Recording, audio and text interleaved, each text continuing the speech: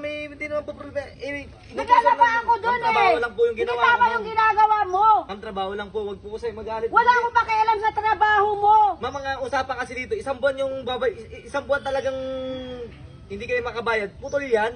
Kuya, di ba 3 buwan yung bill ko? Nagbayad ako sa'yo ng 2 Dalawang buwan nga lang buwan. po yung binayaran nyo. Oo. Eh may isang buwan pa po kayo. Eh, 1 buwan na lang yun eh. Wala pa namang disconnection yung pang 1 Ma'am, buwan hindi sana ngayon eh. ma'am, pinapabayaran sa inyo yung buo. Eh problema po kasi. Kuya, mali yung patakaran ninyo eh. Kasi yung 1 buwan, wala pang ano yun, due date. Ma'am, mas marunong pa kayo sa Ay, naku, kumpanya hindi namin, ako ma'am. consumer Kaya kung nyo kami. kung may reklamo kayo, ma'am, pumunta na lang po kayo sa opisina. Oo nga, magreklamo ako pero buhayin mo yung metro ko. Ay, Hindi pwedeng ganyan. Ma'am, natanggal na yun. Naglalaba ako doon, oh. Ma'am, naka-report na yan eh. Naka-report Anong na yan. naka-report? Pakipuntahan na lang po Hindi niya, ka ma'am. pwedeng lumabas ngayon dito sa lugar na to Ay, pag hindi mo ayusin yung ma'am, ano. Wala kaming tubig. Ma'am, nagtatrabaho lang naman po ako. Ma'am, kung gusto niyo, may reklamo kayo, pumunta na lang